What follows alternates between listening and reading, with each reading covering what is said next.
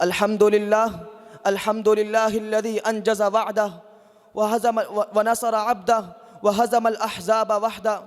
أما بعد فأعوذ بالله من الشيطان الرجيم. بسم الله الرحمن الرحيم. يا أيها الذين آمنوا لا تتخذوا الذين اتخذوا دينكم هزوا ولعبا. ارباب ذی وقار اور مسند عدل و انصاف پر براجمان حضرات منصفین، آج ایک بار پھر حق و باطل کے درمیان ایک زبردست مارکہ آرائی ہے، اور یہ آج کا مسئلہ نہیں بلکہ ازل سے ابد تک حق و باطل کی کشمکش جاری رہی ہے اور رہے گی، کیونکہ دجالی قوتیں اور یہود و ہنود مسلمانوں کے خلاف الکفر ملت واحدہ کے تحت متحد ہو کر مسلمانوں کو صفحہ ہستی سے مٹانے پر تلے ہوئے ہیں، لیکن وہ یہ بات بھول جاتے ہیں کہ آئینہ صفا مردہ حق گوئی و بے باکی، اللہ کے شیروں کو آتی نہیں روباہی. حضرات گرامی قدر، جب 1400 سال قبل تاریخ کو راہ کو پلٹتے ہیں تو جنگ احزاب میں یہود و ہنود کے گٹھ جوڑ دھوکہ فریبی یہود و ہنود کے گٹھ جوڑ کی عکاسی کرتی ہے. اور اگر آج بھارت اسرائیل کو یہود و ہنود کا مرکز تصور کریں تو ان کے باہمی تعلقات موضع سخن کی حقیر عکاسی کرتی ہے، کیونکہ بھارت نے نہ صرف اسرائیل کو الگ ملک تصور کیا بلکہ 1992 میں بھارت میں باقاعدہ اسرائیلی سفارت خانے قائم ہوئے، اور 1998 میں ان کے آپس کے اتحادی تعلقات کھل کر آشنا ہو گئے کہ جب امریکہ نے بھارت پر اقتصادی پابندی عائد کی تو بھارت ان پابندیوں سے غیر متاثر رہا، کیونکہ اسرائیل کے ذریعے بھارت میں امریکی ہتھیاروں کی فراہمی جاری رہی. اور اگر بات ان کے میزائلی اور دفاعی گٹھ جوڑ کی جائے تو 1999 کی کارگل جنگ کے دوران اسرائیل نے بھارت کا دفاع کرتے ہوئے بھاری توپیں، ڈرون اور لیزر گائیڈ میزائل مہیا کیے، اور خود بھارتی محقق وکرم سنجیت کا کہنا ہے کہ اسرائیلی سائنسدانوں کی ایک بہت بڑی کھیت بھارت میں موجود ہے، جس کی وجہ سے بھارت اسرائیل ایرو اسپیس انڈسٹریز کے ساتھ مل کر بڑی کامیابی سے آگے بڑھ رہا ہے. صدر ذی وقار، اگر ان کے دورے اور آپس کی ملاقاتوں کو دیکھا جائے تو اسرائیلی وزیر شیمون پیرس نے دہلی کے موقع پر ہندوستان کو مغربی ممالک کے فوجی اتحاد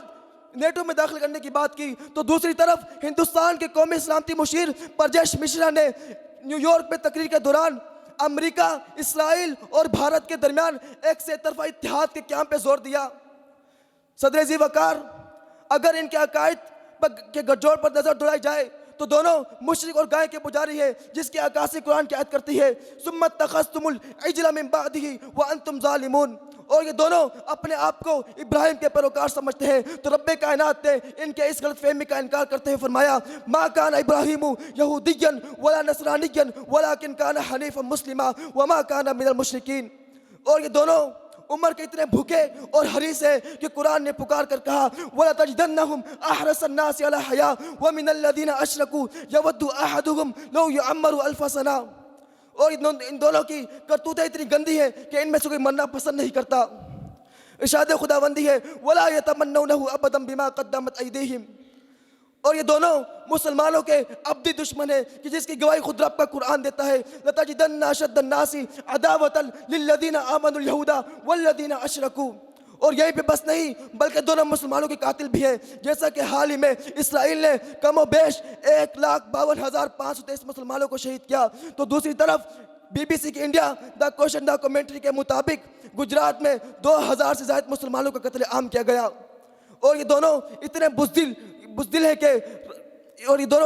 ہیں مسلمانوں کی آبادیوں اسکولوں پر بمباری کر کے ان کے بچوں کو قتل کرتے ہیں کہ جیسے دسمبر کا مہینہ بھی اس کی یذبحون ابناءکم کی گواہی دیتا نظر آتا ہے. آج تمہاری خونخواری پر حیرت حیوانوں کو، تم تو کل تہذیب سکھانے نکلے تھے انسانوں کو،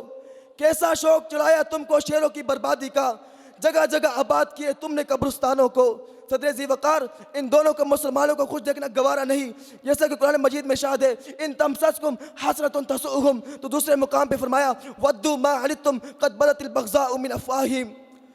اور یہودی کہتا ہے مدینہ ہمارا ہے کیونکہ وہاں ہمارے باپ دادا بنو قریظہ اور بنو قینقاع آباد تھے. تو دوسری طرف ہندو کہتا ہے مکہ ہمارا ہے، وہاں لات منات عزا تھے، اس لیے یہودی گریٹر اسرائیل بنانے کے لیے مسلمانوں کے علاقوں پر قابض ہونا چاہتا ہے. تو دوسری طرف ہندو اکھنڈ بھارت بنانے کے خواب دیکھ رہا ہے. صدر ذی وقار، آپ یہود و ہنود کے گٹھ جوڑ کے کا اندازہ اس بات سے لگا سکتے، ان کے مالی تعاون سے لگا سکتے ہیں کہ 1992 میں 1992 میں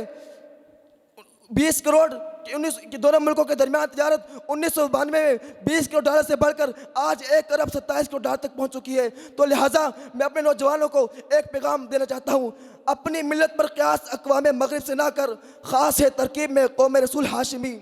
ان کی جمعیت کا ہے ملک و نسب پر انحصار، قوت و مذہب سے مستحکم ہے جمعیت تیری،